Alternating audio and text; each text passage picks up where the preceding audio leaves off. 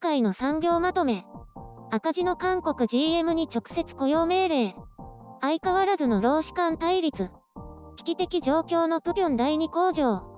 韓国労働部は韓国 GM に対し、昨年6月に労働者が起こした労働者地位確認訴訟で原告側の勝訴判決に基づいて、945人の直接雇用を命じました。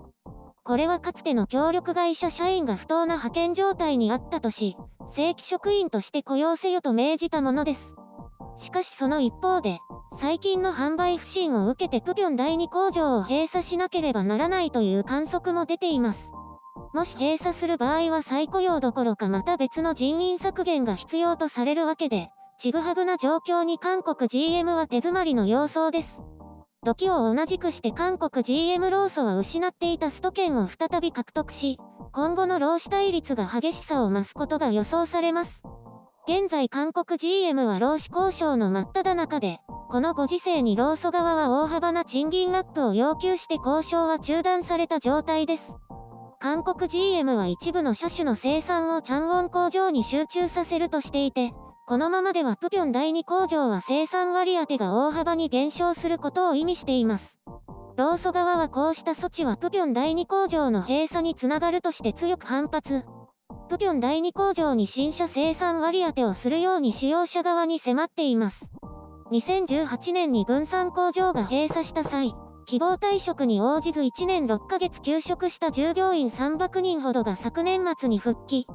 ほとんどがこのプピョン第2工場に配置されたことから、プピョン第2工場の従業員たちには強い不安感が生まれていると報じられています。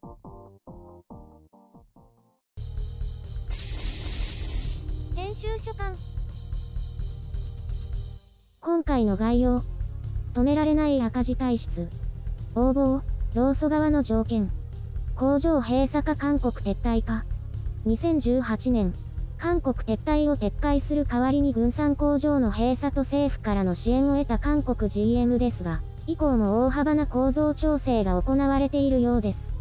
その結果現在は韓国産業銀行が株式の約 17% を保有している状態です。韓国 GM はこの6年間で4兆8000億ウォン、約4300億円の赤字を記録。金融機関から借り入れできないため GM 本社から借り入れている状況。物流センターの統廃合による人員削減と敷地売却で現金を確保し、苦しい状況を乗り越えようと必死です。2019年は効率化と資産売却などもあってか赤字幅を減らしていますが、感染症の影響で今年もまた赤字が増えることでしょう。最近の報道では、韓国 GM が韓国輸入自動車協会に加入して輸入車種を増やしていると報じられています。これはすなわち国内生産量の減少を意味しています。労組はこれを問題視しているわけですね。電気自動車なんかは米国で生産して韓国に輸入しているということです。FTA 万歳ですね。これらは GM 本社の方針ということですが、米国の雇用を守るために韓国の労働者が切り捨てられるとも言えるわけです。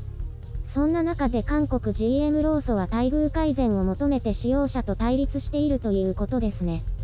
ただでさえ赤字体質が改善せず、この感染症による販売不振でさらなる苦境に立たされているというのに労働者が権利を主張ですか。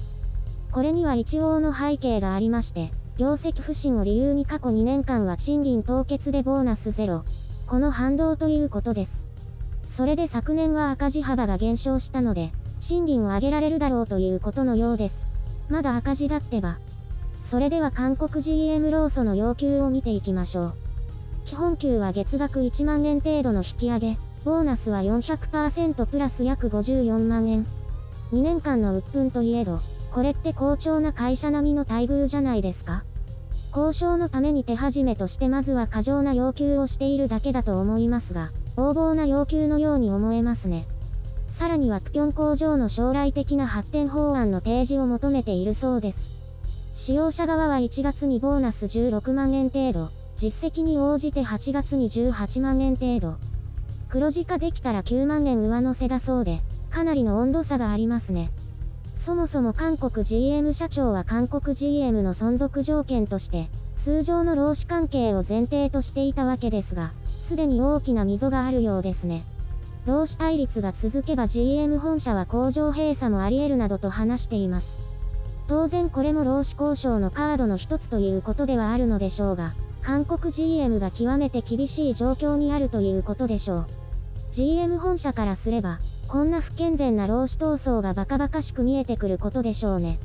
まあ米国 GM 労組も似たようなものらしいので特別な驚きはないと思いますが、GM は世界の工場が感染症で操業停止に追い込まれた中、感染拡大の小さい韓国に期待をかけていたようですが完全に裏切られましたね。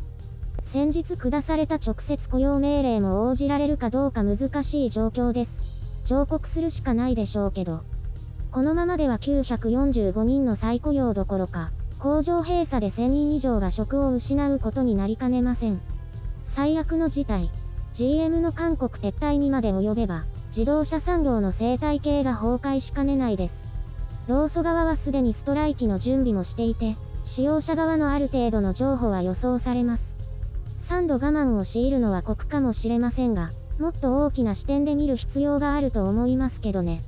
私は韓国 GM はそろそろ限界かなと思います。政府が無理やり引き止めて様々な発展計画を作らせましたが、それがまたおかしな歪みを作って経営を苦しめていると思います。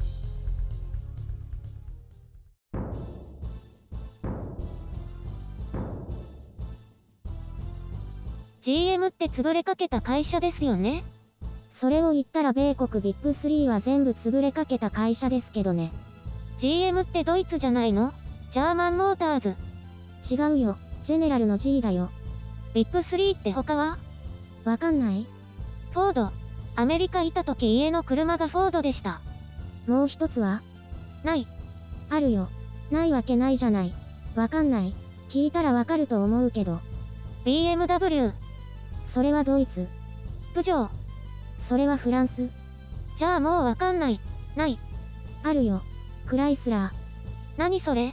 聞いたことない。そんなのない。あるよ。まあいいや。それで GM の話なんですけどね。潰れそうなんですね。やっぱり売れないですか？感染症で売り上げが2割減だそうです。もともと赤字なのにさらに2割減。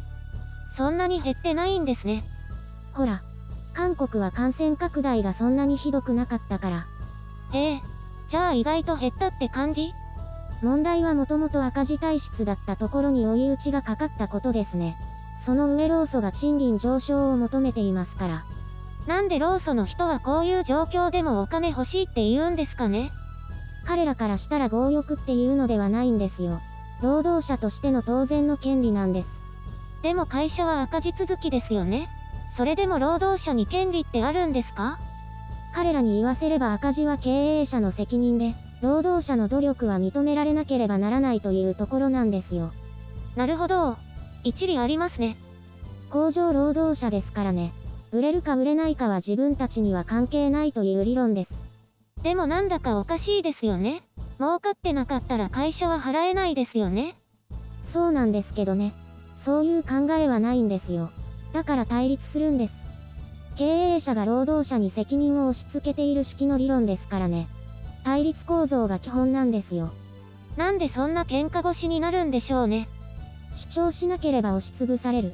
いわば彼らにとっては戦場なんですよ。協調性というより戦って勝ち取るもの。ということなんですよ。変な文化ですね。疲れそう。変でもないけど、ちょっと今時じゃないよね。今は経営の透明性も昔とは全く違いますから。そんなに搾取できる構造じゃない。過度な権利主張と使用者側に対する固定観念がこういう式の対立構造を作っているだけなんですよ。まあ、お金は欲しいですからね。私も要求できるならしたいです。みんな結局それだけなのかもね。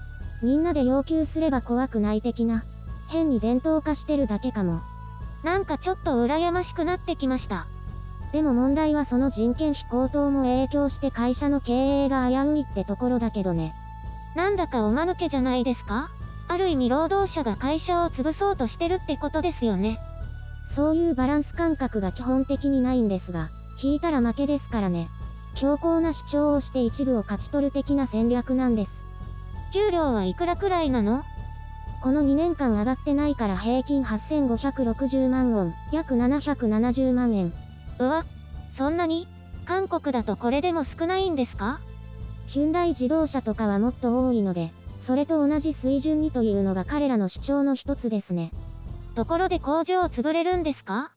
私はもう GM 自体が限界だと思います。タイ工場も閉鎖したし、FTA で関税が下がったので、低効率な韓国工場を維持する理由が GM 自体にはないと思います。じゃあ閉じれば？韓国政府がうるさいからね。そこと GM の戦いなんです。本質的には。へえ、韓国政府が粘ってるんですね。今の社長は元インド GM の社長で、インド GM は撤退しましたからね。撤退請負人なんじゃないかとも言われています。ふふ、じゃあ近いうちに撤退ですかね？まだまだ難関がありそうですけどね。もう撤退した方が他の自動車会社のためにもなるかもですね。